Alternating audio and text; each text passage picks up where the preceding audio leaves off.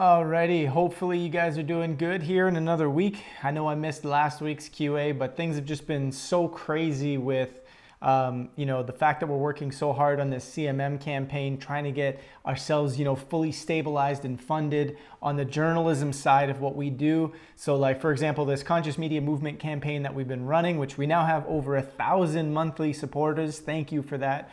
This is huge. This is already starting to help us sort of get out of, to be honest, the hole that we've been in for quite a while since things changed a lot with Facebook reach and all that sort of stuff. Our revenues were cut dramatically, but already we're making a huge difference. We're at the point where we can start, looking at hiring a couple more people to begin helping with the editing and all that sort of stuff, and starting to look at, hey, we can bring our team back full time. We're not quite there yet, but we're close. We're going to be there soon, and your support and continuing to support this is going to matter a lot. But it's been taking a lot of time to do this, been taking a lot of time to go into the CMM campaign and get it out there, make sure it's working, make sure you guys are seeing it, because again, the reality of the situation is it's hard to get things in front of people these days, especially with the way Facebook works.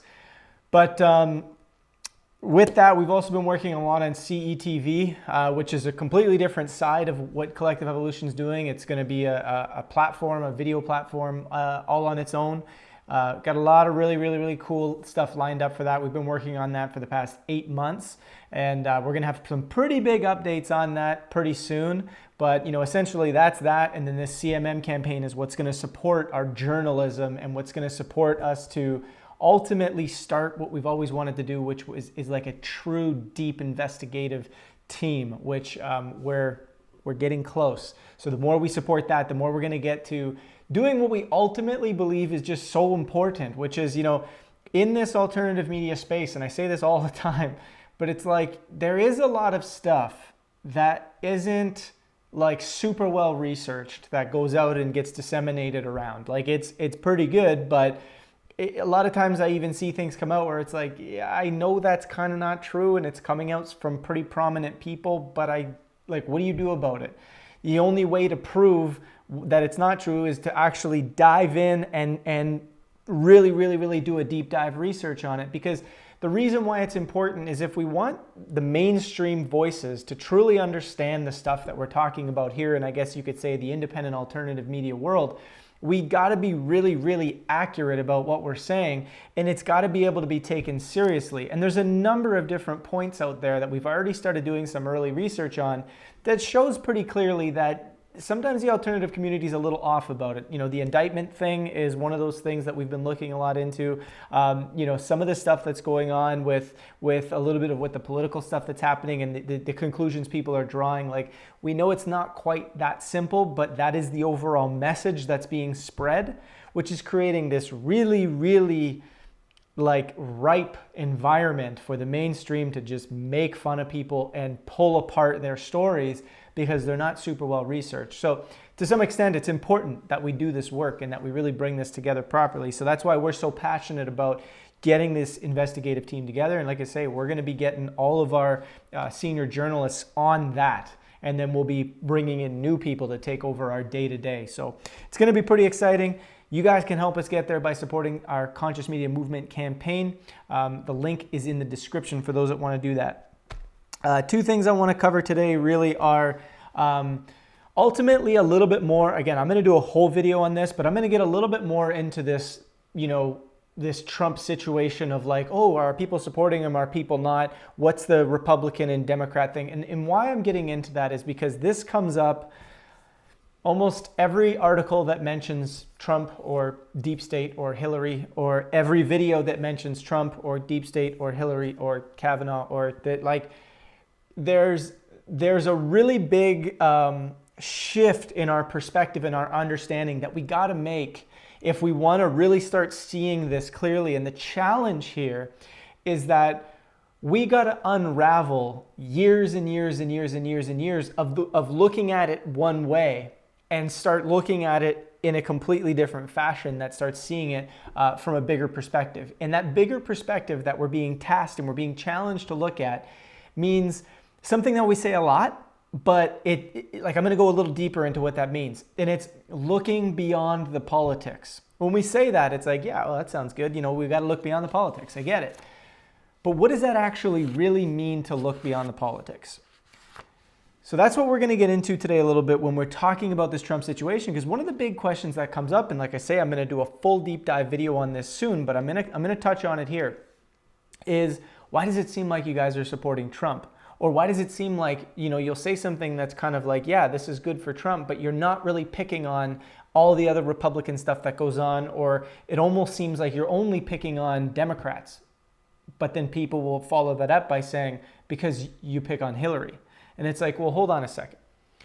This is the clear distinction we got to make. Trump is not a Republican. Hillary is not a Democrat. That is the role that they have chosen to play, because within politics, that is the best way they can get support on various sides of the country, right?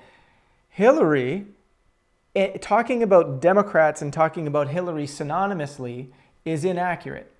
A lot of people, when they're saying, Democrats are doing this and the leftists are doing this and the DNC is falling apart and all this stuff. The reason why the DNC is falling apart and it seems to be imploding is because the DNC is being used as the mouthpiece by the cabal right now to create destabilization in efforts that are starting to pull apart what the cabal has had in place for a very long time. What that means is that aside from the politics, letting go of all the political rhetoric, I don't care who we're registered as. Oh, I'm a registered Democrat. That's meaningless. Oh, I support this, I support that. It doesn't matter. That doesn't matter. That is not the game that is being played up here. That is the game being played down here that we fall into, that we keep going and scratching our heads like, why isn't this changing? Or why, the game down here that is causing the extreme fighting that's going on in the US right now, all of the arguments at the dinner tables, all of the people fighting with each other, arguing on the streets. And you see videos of people in coffee shops going up to people with Make America Great Again hats and wanting to fight them and throwing their hats on the ground and all these different things. That is a game that's being played way down here that we are falling into. So when we say step beyond the politics, look beyond the politics, it would mean that game is no longer part of how we view ourselves, our world, how things function, all that sort of stuff. We actually start to see, holy crap, that's just a device that's being used to divide the public, right? If you understand how the elite works, if you understand, a lot of these high-level politicians, a lot of the high-level corporate people, because corporations ultimately run government at the end of the day, this has been long talked about, you realize these people use a lot of mindsets, a lot of techniques, a lot of belief systems that are stemmed so heavily around creating divide and conquer. They know how that works. So they use rhetoric, they use manipulation, they use tactics that divide the people, because that is the only way you have power over them. And they believe in these things. They study these things. They figure out how to make this stuff work, right? So here we are down here playing this game that they're not even really a part of. They're just kind of casting a shadow of that game to say, hey, here's what you guys think is real, right? So with that understanding that this is a game being played down here that we fall into, and that up here there's a bigger picture going on, which is where we report. We report on this picture. Meaning, when we talk about things, i.e. when we're talking about Trump or we're talking about Hillary or we're talking about something going on out there, we're talking about it from up here, not down here. We're not saying Republicans are doing this and this is great and la-di-da-da-da, or Democrats are doing this and this is not good, or this is great, or this is whatever. We're not saying that. The problem is people associate if you talk about Trump with Republicans and if you talk about Hillary with Democrats. But that's not what we're saying. I don't care about the rhetoric that happens at a political level. That is divisive crap. That's all that is. What I care about is what's actually going on. And if we look at what's actually going on, it's what we've talked about for a very, very long time. Trump is a threat at the moment. Why? Trump's a threat because he's not this massively controllable character that has agreed to be 100% a part of what a small group of individuals who have had power for a very long time and who have put people in place as presidents to move agendas forward for a very long time. He is not part of and agreeing to be part of that group. He is part of a different group that has broken away from that group and who is doing things that the best way to explain this is the next step forward that is something that is actually positive for humanity. And I know it doesn't look that way, but that's because there's a lot of crap going on that makes everything seem like utter chaos. But all he's representing is the step that begins to break down the stranglehold the cabal has. So don't confuse this step with we are going to be living in paradise. And this is what a lot of the Q followers are doing. Oh my God, Trump is the savior. He's going to create paradise. It's going to be amazing. And no, he's a small step that's necessary. And it's not just Trump. He comes with a whole group of individuals that are part of, various whistleblowers, various insiders inside the NSA, the CIA, the FBI, ex-generals, all these sorts of things that are helping to create this situation. What do those people look like? They look like Edward Snowden. They look like Julian Assange, people that have access to information and who are working with that access to help strip apart stuff that's going on in the deep state. Like Snowden, for example, has said a number of times, what he has shared so far is a fraction. It is like less than 1% of what he actually has. So if you think about that the NSA stuff that he has shared is less than 1% of what he actually has. The other 99+% that's there, think of what that represents. Think of what that means. Think of what that may expose, right? So you have these whistleblowers, you have these people, that are part of an overall movement where it's now a little more organized. People are starting to come together a little more and are opposing another group that has been in place for a very long time. Part of that group are people like Hillary Clinton. This is why I say don't view Hillary as a Democrat. It doesn't matter. Don't try and, trash talk Hillary and apply that to Democrats because that's not accurate. It's not accurate to play that game, right? And this leads into another question that we're going to get to today, which is all about boxes here. But the point that I'm trying to make here is that when we talk about things, the way we report on things is not your standard old, hey, we look at the Democrats, we look at the Republicans, and we tell news, and we fight back and forth, and we get all caught up in all that. It doesn't matter. That's the game. That's the illusion that we're supposed to buy into, right? But that's just the game. When you look at what's really going on up here, that's the story that we're covering. That's what we're looking at. So when you wonder, why does it seem like we're talking a little bit about Trump and we don't say a lot of bad things? Well, first of all, we do cover the fact that Trump's rhetoric is divisive quite a bit of the time. We do talk about that there are things Republicans believe in, if you want to call it that we don't agree with at all. But we don't care to dive deeply into the Republican versus Democrat debate. We instead talk about how we can transcend all of that. Get to a point where we can truly begin to unite with one another. Throw aside all these identities and say, forget these ideals and then having to identify or box ourselves in these little cages and instead say, what do we really want? What do we really want things to look like? How can we as a people use our power to actually make and see bigger decisions and bigger things happen? Because it's not through politics, right? So, and we know that because we have what?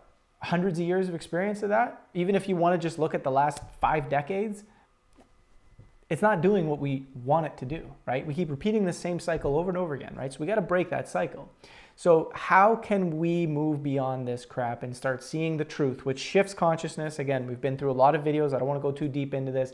Been through a lot of videos about how just seeing it this way, which is why we produce media the way we produce it, is because we are deprogramming the layer that keeps us locked into the matrix that we're in. And we begin to transition our consciousness out of that, which begins to pull power, like a battery, away from that grid. So that grid is powered by, say, 7 billion batteries. The more people that begin to see beyond that and that begin to actually transition their consciousness beyond this little game, the more batteries we pull out of that and the less power it has to move. That's why we do the media the way we do it. So do we support this Trump thing and all this stuff? We report on what's happening. That's it, right? If sometimes we say the word Trump and we're saying it in a way where it's like, oh, the media is attacking Trump in this particular way because they're trying to build up this rhetoric over here that will support this deep state agenda, then it's like, well, yeah, what we're saying is that Trump opposes that deep state agenda, and that's probably better for humanity than having that deep state agenda just go forward. But that's not us being Republican. That's not us being alt-right, right-leaning, anything like that, because that's not what this is about, right? And that's why we also don't just go and make all these articles about how Democrats are crazy in this, because that's irrelevant. That doesn't matter. So I hope that brings a little bit of clarity to that. But it goes to this next question that has been brought up a number of times now that I wanted to talk about, and it actually was brought up about 2 or 3 times, and then it was later fueled by something that happened on Instagram, which I had my phone on me. If you want to go to our page, we put up a little Halloween post, and someone had said ultimately, because we showed a picture of our team in office with our costumes on and la-di-da, having fun. We had little festivities, no big deal, and someone had said something about how, this team is not because someone had said, oh, this is a great team. And then someone had said, this is not the best team because there are no black people in this picture on this team. And so therefore the team is incomplete. And it brought me to this reflection because, we talk about influencers all the time. We talk about race. We talk about equality. We talk about all these things. And the challenge that I'm seeing, and I've been talking about this for probably a good 2.5 years, because you could see it happening and you could see it building and you could see it forming and you see the convenience of what people choose to pick on or how they choose to do things. And what I want to bring up here is when it comes to a lot of these issues of race, of gender, of this, of all that, right, that are going on, we want so bad for everything to be about equality. Yes, we're equal. We are seen as equal and this, that, whatever. And really, we're not that different. It's like you have this perspective, I have this perspective, and that's cool. Let's bring our different perspectives to the table. But at the end of the day, and you would see all the different memes and stuff go out, at the end of the day, we're all just humans. We're all here. We're sharing the same experience. Why do we divide ourselves by color? Why don't you see all these messages, right? But then on the flip side, there's a ton of activism where we're looking at specific groups or for specific sets of people and saying, oh, these people are really the best, or these people are really this, or these people are really that, right? And then it becomes like, well, now this image is incomplete, or your team is incomplete because you don't have a black person. And it's like, well, first off, it's like we do have we have a mix of ages, we have a mix of ethnicities. We have Indian, we have Mexican, we have African that we work with on a marketing side down in Morocco, right? We have different people on the team, but that's irrelevant. We hire people based on who puts out something to be interviewed, right? Not only that, but we then choose those people without even knowing what they look like or who they are or anything about that. We choose them based on how passionate they are and how much they actually see beyond all those little divisive games about race, about gender, about all these different things, right? And that's truthfully how we hire. We go, where's your perspective at? Where's your consciousness at? Where do you see things? Are you playing all the games about, men are better at this, or women are better at this, or, oh, black people got to do this, and, oh, Indian people like that, and, oh, white people like this. And all. Those are all just games. Those are games that we're falling into. And the challenge is that a lot of influencers are fueling that type of stuff that is it divides us like crazy. And they're fueling it because of a very, very simple thing that's going on. To talk about some of these hot topics that are very vague, are very poorly expressed, have very little statistical data behind, and that do not apply to everybody. You cannot box all white people together. You cannot box all black people together. You cannot box all Indian people together, all men or all women. You can't do it. But we're trying so hard in society to do that. It's like even when we talk sometimes about black culture, we'll be like, oh, well, that doesn't represent black culture. Well, are we talking about American black culture? Are we talking about African black culture? Are we talking about Jamaican black culture? They're all completely different. So you can't really even say it like that. It's likewise with, oh, that doesn't, if you said white culture, well, hold on a second. What does white mean? What does black mean, right? What are these things? They're so vague. They mean so little. But yet we're being trained to focus so hard on this stuff because it divides us, right? And a divided individual, just like we talked about in the beginning, when people are stuck in division, they're very easy to conquer, they're very easy to manipulate, they're very easy to distract. And influencers are so heavily playing into that distraction right now and creating so much of that crap. Because what happens is it's trendy to post about whether it be modern feminism, whether it be about certain political things that are going on, whether it be talking about certain races, certain genders, certain this, all these different things. It's so trendy. And so these influencers are looking at it going, well, if I make this post, which is oftentimes ridiculous to make in the first place, I'm going to get a lot of likes because right now the collective consciousness is focused on this particular topic. We don't understand why, and we don't really even understand what we're talking about, but it's trendy to talk about it. And I'll get a lot of likes. So then the influencers post it, all of the following sees it and goes, oh, well, this person's talking about it. Look how many likes they're getting. Oh my God, I got to talk about this. So then that person starts to post it, and then it posts and posts. And suddenly we're creating this massive movement around things that we don't even know what the heck we're talking about. And the challenge is all of it at its core is based on a paradox of how we're trying to say that we're all equal, we're all the same, we're all this, we're all, at the end of the day, we're all humans. We got to love one another. We got to come together. Yet at the same time, we want that cake, and we also want to eat the cake over here, which is, but my group is better than yours, and my group is, is like this, and you shouldn't be able to do that unless you have someone from my group a part of it, and all these. What does it matter? Like, what does it matter? I get the desire for certain levels of diversity. But to where do we sort of draw a line and say, okay, what does this really mean? What does this really produce at the end of the day? What difference does this really make? Right? The stuff that comes out of collective evolution, it doesn't matter whether it's a white, black, brown, it doesn't matter who's writing it. Right? You almost can't tell. Because it's about moving beyond that stuff. It's about getting into the heart. And when you get into the heart, it's a completely different story. And so I wanted to address that because I feel like we're falling into so many of these traps.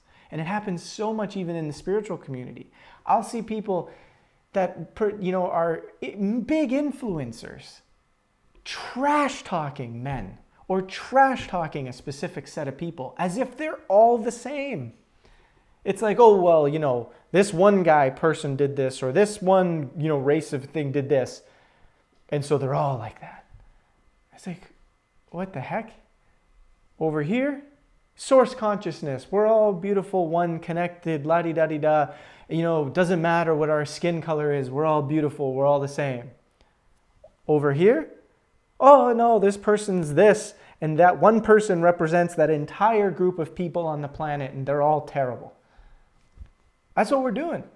That's what we're doing, right? Because we don't even know what the heck we're thinking because we move from here into here when we start talking that way, right? So just wanted to bring that up. I just wanted to address that a little bit because, again, this question has come up about diversity or this, that, or, do we have this? Do we have that? I will only support you guys if you have people from all different genders and backgrounds and this, that, whatever. And it's like, do you like the work that we're doing or not? It's like, if you trust our authenticity, if you trust our message, if you trust what we're doing, we've been so transparent and so authentic. I don't think it matters all the different little details that we're being trained to look at, to find an issue, to find why something is wrong. There's nothing wrong. We hire based on who interviews and then who is literally the best person for that position. Plain and simple. And guess what? Because we hire from here, from the heart, It always works itself out where there's diversity, because the intelligence that is the company of collective evolution, i.e. its own intelligence, right, will bring in and attract, so long as we don't interfere with our heads and start getting all nitty gritty and all the stuff that we're talking about. Oh, we need this person, we need that person, we need someone representing this, we need to make sure that so long as we don't interfere with all of that crap, we will attract the right people and the right things will come into place as they need to. And that's very simply how we operate. Anyway, that's it, that's all. Like I say, I'll be coming out with another video on that initial topic to go into more detail, just to get things really clear with examples, because that was one of the big things I wanted to talk about, was a number of examples related to that situation. As well as that, again, thanks so far for all the people that have been supporting our CMM campaign to support Collective Evolution's journalism, to help bring our revenue back, all that sort of stuff. If you want to support that, again, you could do a one-time donation, a yearly donation, a monthly that's recurring donation to help keep us funded, help keep us supported. Go to the description. This is the best way to support our work right now, other than sharing it and viewing it and continuing to evolve your own consciousness, which ultimately helps to share all of this stuff, right? Link in the description, best way to do it. This is how we're going to keep pushing this forward. Thank you, thank you, thank you for everyone who has been supporting thus far. It's truly making a difference. And like I say, anytime you have any questions, anything else, if you want to go a little bit deeper in some of the comments here, if you have, hey, I didn't like what you said there, go ahead, share what you say, make it, something that's an intelligent and constructive conversation, and not just, sometimes we'll see people bashing stuff and it's like, okay, great. I don't know how to respond to you because you just said something like, hey, this is stupid. It's like, okay, I would love to know what you think is stupid about it. So we can have those conversations, more than open to it. And if you have any more questions, contact at collective-evolution.com and we'll add them to the videos as they continue to come in, and we'll keep trying to answer them. Thanks again. Have a good week.